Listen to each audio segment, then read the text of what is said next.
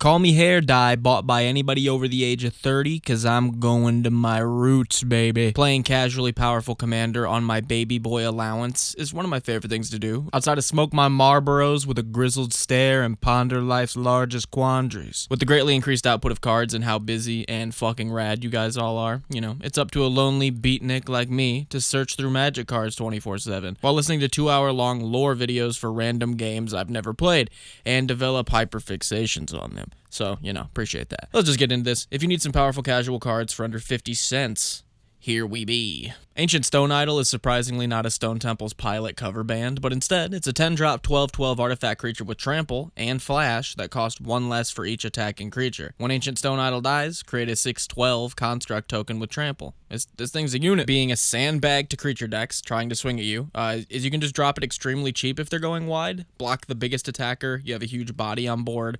Also being extremely resilient, as if they do deal with this card, you just get another 6/12, which is, you know, great. Outside of being huge and beef, it's also an artifact and has huge power and toughness that can come out cheaply, you know? So I think a lot of decks can utilize either one of those two things. Put this thing in your fling deck to get a potential 12-piece with sweet and sour on your opponent. And you know what? Fuck it, they're drunk. Give them another free 6-piece on the house. Bosch Silver Golem. That's just the hell yeah for this card, you know, as it's his whole thing is to fling machines. I'm actually working on an Exodus fling adventure deck.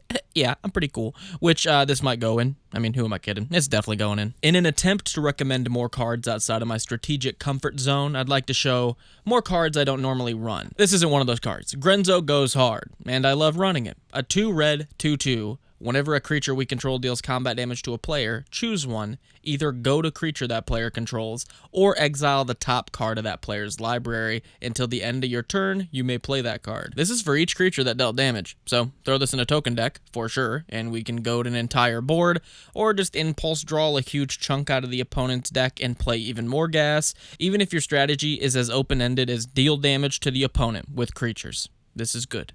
It draws us more creatures, more gas, goad stuff so the opponent's creatures attack. If they attack, that means they're tapped. If they're tapped, that means we can get in easier, and we can repeat the cycle.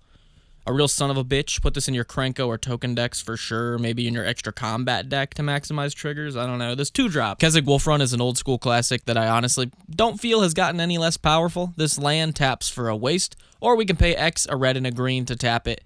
Give target creature +X/+O and trample until end of turn. This land can single-handedly make a huge threat on our side. And if our commander or creatures have a lot of combat triggers, like Tana the Bloodsower or Xyrus, the power buff and trample will help us get more triggers off and for bigger amounts. This land's a Goliath, man. It can turn the one token that gets through into a huge threat. You can use it defensively to give your creature that's blocking a buff.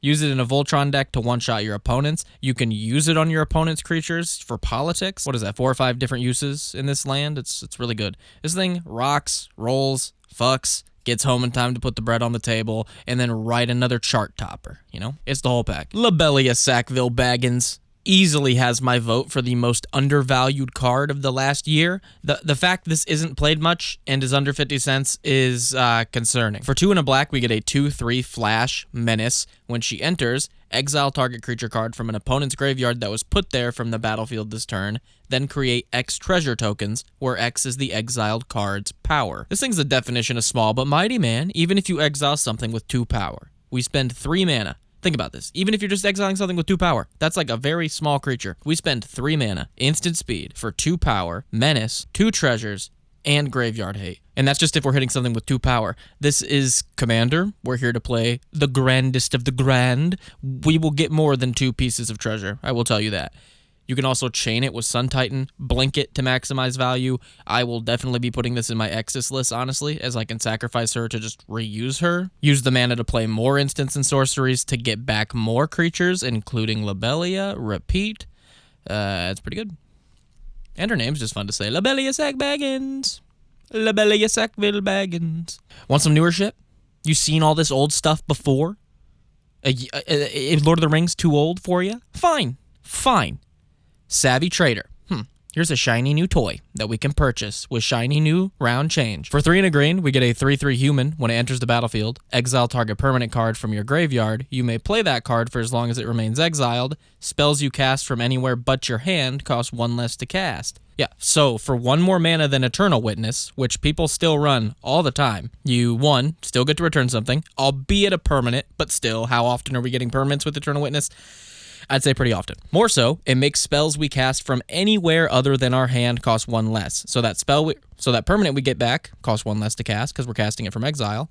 This also just works with adventure spells, flashback spells, casting spells from exile, casting spells from your grave, foretell spells. I'm sure tons more that I'm missing. Put this in your Gonti Canny Inquisitor deck for sure, or your Faldorn Dread, and just spam permanents on board, hyper aggressive. Seems very, very good. I'd love to put this in my Exodus, but unfortunately, I don't have access to green. So, Ondu Inversion isn't what happened to my sack in middle school. No, that was testicular torsion. Ondu Inversion is a land with a board wipe on the back of it. They're a little different. This is just nice for deck building, honestly. Opens up another spot for more fun, explosive cards in your strategy, as this can just count as a land and a board wipe. I feel like it just kind of gets overlooked by the Kazandus and the Salundis of the world, but this honestly rocks. For under 50 cents, if you find yourself needing more slots in your deck, you're kind of finding it hard to take out stuff, maybe throw one of these in, open you up a spot. This may deserve some consideration. Final Word Phantom is 2 and a blue for a 1/4 spirit with flash and flying, and during each opponent's end step, you may cast spells as though they had flash. Yeah, not a ton to say about this one. It's just good.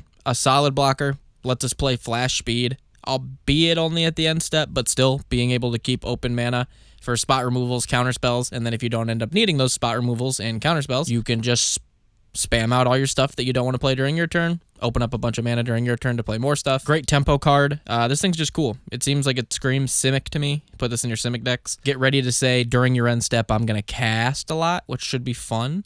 That's it. Squirming Emergence, outside of being fun to say, is another newer one that provides a powerful recursion effect on a budget. For 1, a black, and a green for a sorcery, return to the battlefield, target non-land permanent in your graveyard with mana value less than or equal to the amount of permanent cards in your graveyard. An important note is you can only return non-land permanents, but it counts all your permanents. So it still counts lands, you just can't return lands. So getting to return a large permanent from your graveyard is honestly kind of easy. Put this in your Reanimator decks where you're already milling yourself a lot with stuff like Mulch or Perpetual Timepiece. You're probably hitting a bunch of lands and permanents anyway, to both build up your permanent count and to have a bunch of stuff to pick to get back. This is definitely going in my Teneb deck for sure, which updates on that deck are coming out soon, probably in the next month or two. I still need to figure out stuff to take out, because again, I feel like every couple months I have a ton of new stuff I want to put in that deck. I could easily see this thing snagging me a Sun Titan or even a Portal of Phyrexia with the amount of self-milling and graveyard filling certain decks can do. Yeah, I really like this a lot. Spellbook Vendor is one that my cousin actually ran when we played in the sealed event for Wilds of Eldraine, and it was a powerhouse in the sealed, and coming back across it, I think it's actually just as good in Commander, actually. For 1 and a white, we get a 2/2 human with vigilance. At the beginning of combat on our turn, we can pay 1 colorless. When we do, create a sorcerer role attached to a creature we control, which gives that creature +1/+1. Whenever that creature attacks, scry 1. This thing's obviously great in enchantment decks like Ariete or Calyx, as we can just guarantee 1 mana, 1 enchantment each turn. Deal. But also, just looking at how much we actually get for 2 mana and 1 colorless on our turn, it's pretty nuts when we actually lay it out. We get a 2/2 body with vigilance for 2 mana. Past that, for 1 colorless a turn, we get an enchantment that enters the battlefield. We get a 1/1 creature buff. We get a token that enters the battlefield. And we have card fixing on the scry the aura gives us. I think that's a ton of value for a 2-drop. It can even buff itself, so it's not really ever dead when it's in play. That's actually a ton of value for how early this thing comes out. Very good. The Grim Captain's Locker. On top of being a fire punk band name, I'm gonna have to write that down, is actually a great graveyard filler, as well as a recursion engine. For 3 and a black, the Grim Captain's Locker is a legendary artifact that you can tap to surveil 1 and graveyard filling. I know. Calm down, Teneb. Calm down. I know. Or you can tap it. Until end of turn, each creature card in your graveyard gains escape for 3 and a black, plus exiling 4 other cards from your graveyard to cast them. Yeah, okay, Teneb, you can have it. Who gets the Grim Captain's Locker for being a good boy? Now, I see how this is a bit glass cannon-y, as if we escape too much and we get sandbagged by a graveyard hate deck, or just people removing the stuff we just got back. We have no more fuel in our graveyard to then get stuff back. But shit, that's the life of a reanimation player, baby. At worst, fixes draws and fills the grave. I still think it's pretty decent. Magda the Hordemaster, just a good value engine. There's your little sum up for this one. For 1 and a red, we get a 2/2 legendary creature, Dwarf. Whenever you commit a crime, target opponent. And committing a crime is targeting the opponent or anything they control.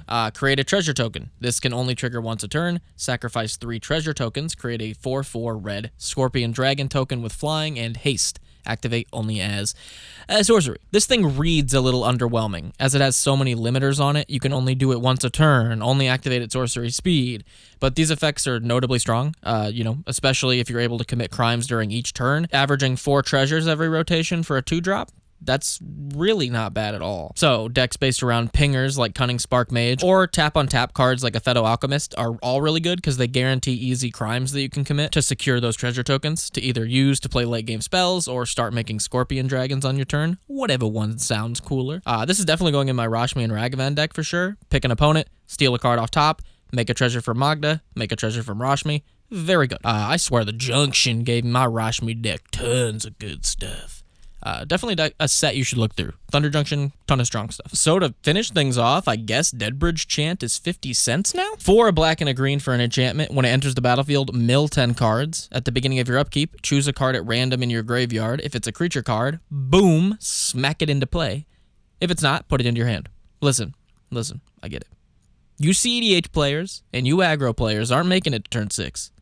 And this is too slow. This channel in this video ain't for you. Now you better go on get. Nah, I'm just playing. But maybe this video's not for you. This card is nuts and casual. If you want a powerful casual card, here it is. Fills our grave the second it comes out and then starts either reanimating or drawing us cards. Yeah, this card, once in play, just gives us a huge tempo shift in the reanimator or graveyard deck and power spikes the shit out of us. Even if someone removes it. Okay. You know, we paid 6 to put 10 cards in our graveyard in a reanimator deck. Sure, that seems okay. We at worst soak up removal for it and fill a grave. Or start popping off with value. Plus, can you even name me one song by Deadbridge Chant?